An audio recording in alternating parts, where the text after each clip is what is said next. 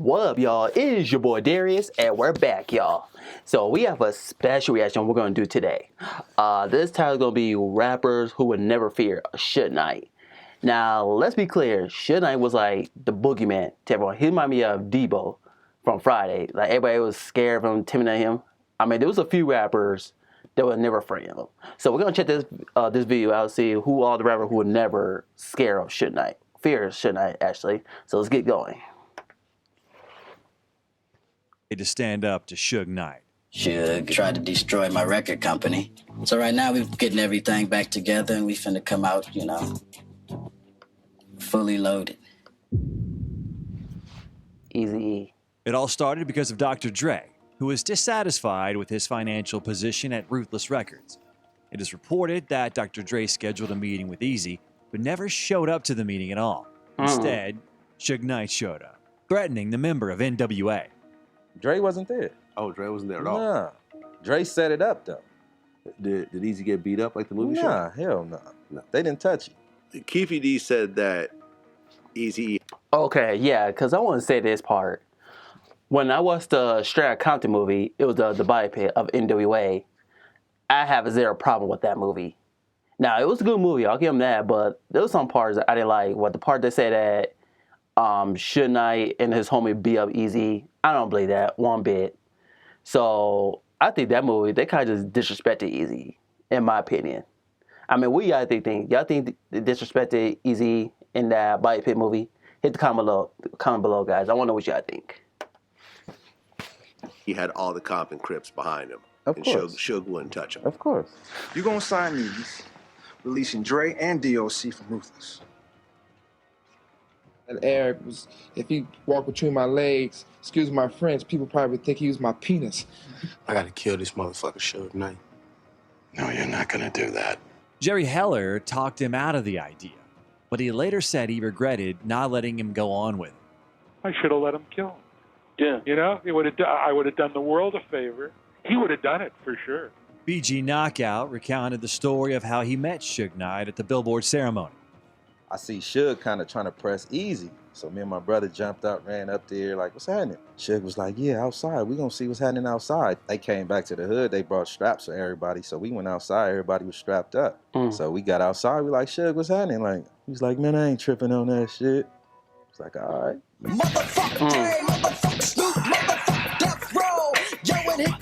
Because I'm currently going to go work on the Dr. Dre vs. Eazy Who Won This Battle episode. So I'm currently going to be working on that. So stay tuned for that.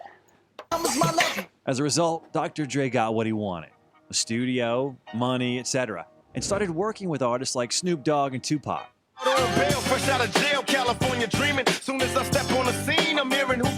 To an extent, Pac's arrival at Death Row influenced Dr. Dre's decision to leave the label because they had different creative approaches. Pac wanted to spit out track after track, yet Dr. Dre is a perfectionist in this regard. Aside from that, Dre didn't like the environment at Death Row, which was quite tense at the time, as was shown in the movie. And y'all ain't here acting like y'all on motherfucking vacation. I got Pac in the next motherfucking room. Grinding, man. Working. Dr. Dre made the decision to leave Death Row, and since he didn't want any conflicts, he agreed to leave with empty pockets and create his own label called Aftermath. I said, Jimmy, when you want him, he can go with you, but he just leave with the shirt on his back. At the end of the day, everybody knows Dre's a humble. One particular story was recounted in the documentary The Death Row Chronicles. Dre took those masters with him, and Suge was really pissed off. Suge tried to intimidate the producer, but nothing came of it. Suge Knight was angered by the success of Aftermath. When Dre was at the height of what he was doing at Aftermath, he just really was so focused on, you know, fuck him. But later, another reason became known as to why Dre decided to leave. As Dre said in an interview, if you get scammed once, it's their fault. If you get scammed a second time, it's your fault. Nearly 2 decades later, Dre filed a lawsuit against his former label, alleging that they owed him over $3 million in unpaid royalties. Legal documents alluded that Dre believed there to be a discrepancy in the payments he received from Death Row Records, and that they'd yet to honor a bonus from records sold while the label was in bankruptcy. Now, let's move on to Snoop Dogg. The beef between Pac and Biggie was in full swing. Tupac and Suge didn't like that Snoop was still hanging out with the guys from Bad Boy Records. Snoop recounted how they were once on a flight and no one spoke to him. Was having conversations and doing all kinds of things, saying nothing to me. Pac, you going to Vegas to the fight? Then came the day that changed everything for Tupac and for Death Row as well.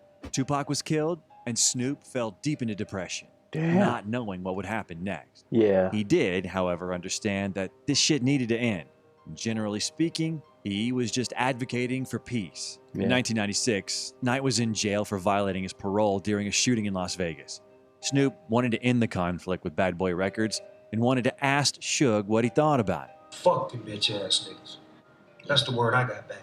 So it made me feel like fucked up because it's like, you see me trying to reach out and show love, and this the message that you send. After that, Snoop had to hire security to protect him from Suge, as he was trying to kill him. He wanted action when I was in the blind, when I didn't have no help, when I didn't have no team, and when he could stack a team. I was working against the devil. And through the grace of God, Master P called Suge and tried to solve the issue, Yeah. saying that he wasn't afraid. What you want for Snoop? Because everybody else was scared of that nigga. Right. Everybody, that's when Suge Knight was the monster, the boogeyman. Suge responded, saying that it's not about that. It's about respect. But if you want to talk about business, we will talk about business. Master P gave millions to Suge to release Snoop Dogg, who ultimately became a member of the No Limit label. Okay, so I gotta say this. I gotta give Master P a lot of respect, props for this. Yeah, because Snoop wanted to leave Death Row Records because after Tupac got killed, he went to No Limits. But I guess Suge got the word of it, so Master P went to talk to Suge. I think he was in prison, if I'm not mistaken. So because Master P wasn't afraid of Suge Knight, because Master P was all about business. He ain't got time with the bullshit, you know. So I give Master P a lot of respect, props for this. He's one of the greatest businessmen of all time.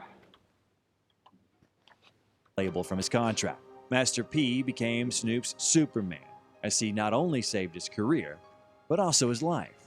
Next, Snoop Dogg released a track in which he dissed his former producer. This nigga's a bitch like his wife. Suge Knight's a bitch, and that's all I like. After Suge, I gotta check that out. He called Master P to meet up. Or he say Cal ain't big enough for me, him, and Puff. Well, I say when you moving, because I just bought a house.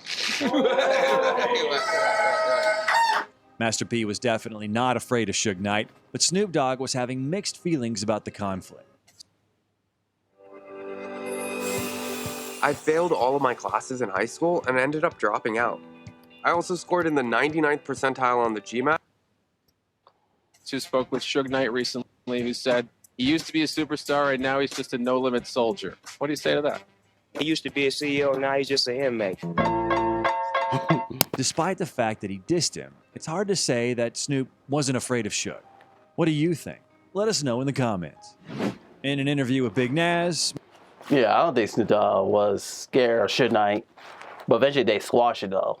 So what do y'all think? Y'all think Snoop was afraid of Suge Knight or what? I don't think he was. Marshall's former bodyguard, he said that Suge and Eminem first met in 2001 at the Source Awards. He saw the young and confident Slim Shady getting into a verbal altercation with the guys in the red shirts. And they said, This death row about, this death row life. Death row, what's it got to do with him? He said, hey man, Suge sending a message. What was Eminem saying during all this? He was like, man, shit. It was like, this motherfucker's trying to kill us, man. What they trying to do? What do they want? I don't understand. What do they want? They want you to sign with them instead of being with Dre. Anyway, Suge Knight is far from being an Eminem fan.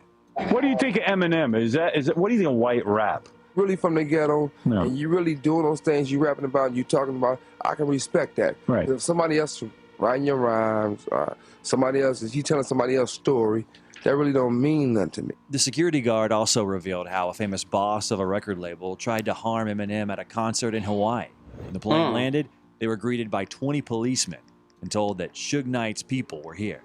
40 cals and magazines and clips and Velcro from the bulletproof vest being put on. So you go from vacation mode to beast mode.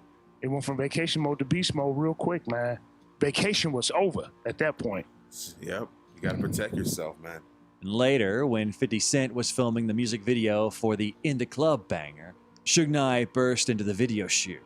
Suge came in with 30 Mexicans, like you said, There you go. which is weird. Okay, it was like, Suge's outside. Suge's outside. Everybody like, he was running, dropping shit. Like, man, everybody going, I'm in front of the camera like this. 50 was like, what's up, man? What you want to do? Bang him. And Suge looked at him, and he took a puff of his cigar, and he blew it out, and he did like this, and he left. Eminem came back with the vest. Yeah, Eminem was outside with him. Shout out to Eminem. Dre wasn't outside, 50 wasn't outside, but Eminem was outside. Sometime later at the Vibe Awards, Suge Knight was with Irv Gotti, with whom 50 also has a conflict. Tony Yayo recounted what his friend did. And 50 being the genius he is, told James Cruz, go buy 15 knives. In 2004, The Game and Suge Knight clashed. As The Game recalls the incident, I've been face-to-face with Suge with guns drawn on both sides, said the Born to Rap artist on Power 106 FM in Los Angeles. Suge rolled up on me one time after the Vibe Awards after party with like 60 gangsters. He wanted to press for something I said in my song about him, which I said it because I'm from Compton. I'm really from Compton, and I felt like Death Row and Suge and that whole era took so many lives that didn't get mentioned in the city. A couple of those was friends and big homies. So I said a few things about Suge that he didn't like, and they rolled up on me. I drew my gun on all of them, and I held my own. And from that day forward, it was nothing but respect with Suge. Okay, this is gonna sound a little nuts, but the fastest and easiest way to make passive online income on Amazon is to never. Has Suge ever gotten punched in the face? Yes, that also happened. Generally speaking, Suge was representing a producer. His name is Detail, and Suge said that Akon owed Detail money. Akon was like, no, it's not really that black and white. There's more to it. And he explains that Detail was signing Akon. But when Akon signed with Detail, Detail was still working with Ray J. And Ray J was working with Suge. Suge told Akon, since you've signed with Detail, you should know that he owes Ray J $25K. Akon called Ray J to make sure this was right, and when it was confirmed, Akon told Ray J that when the next Akon album produced by Detail will be released, all the sales profits will go straight to Ray J until the debt is covered. So Ray J will get his $25K from Akon's sales. Everyone was in on this agreement, Suge included. But like a month later, Suge approached Akon in the club, demanding the money. This obviously weirded out Akon as he reminded Suge of the agreement. Suge agreed again, but he added a new detail. He said, Ray J and I are 50-50 partners. Why don't you just directly pay me from the album sales, and I'll pay Ray J his part? Akon refused. He said, no, I'll pay Ray J because we owe him money, not you. Ray J can pay you your cut of the money, not me. All was cool until like a month later when Suge approached Akon again in a club. He was drunk and asked for the money again. Akon made fun of him and was like, are you broke? Why are you insisting on getting like 12.5? Suge denied being broke, but said that the way things work in this business is that you need fast money. You can't wait so long to be paid your debt. Akon said he'll see what he can do and how he can speed up the process. That following week, I'm throwing this huge party at the W. Yo, Con, we good? I said, yeah, we good, nigga. What y'all want to drink, whatever, just, you know. He said, no, with that, I'm talking about with the money. I said, God damn, Suge, really? 12,500. We at party, nigga, we party. Akon said that he would not receive money today, but everything would soon be resolved. As a result, Suge told him this. He said something about I have to pay a toll when I come to LA and that my mom won't be able to come to LA. Next, Akon's then manager, Robert Ja Carnes Jr. intervened, telling Suge to calm down and that he would get his money. But if Knight wants to settle this with a fight, then they can do it right now. Suge replied, bastard, I'm not fighting. I'll have your mother and all your family killed. Eventually, one of Suge Knight's homies was about to pull out the gun, but Thomas 2 T's Anderson Jr. knocked him out. Ja hooked off on Suge. And knocked him out. And Suge fell down in slow motion. Yeah.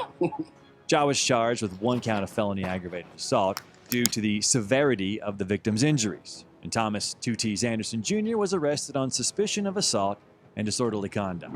Finally, Akon confessed Knight actually snitched on Ja and was forced to pay him an undisclosed amount of money to stop Knight from sending Ja to prison. Suge did more than just press charges, Akon said. He did more than sue.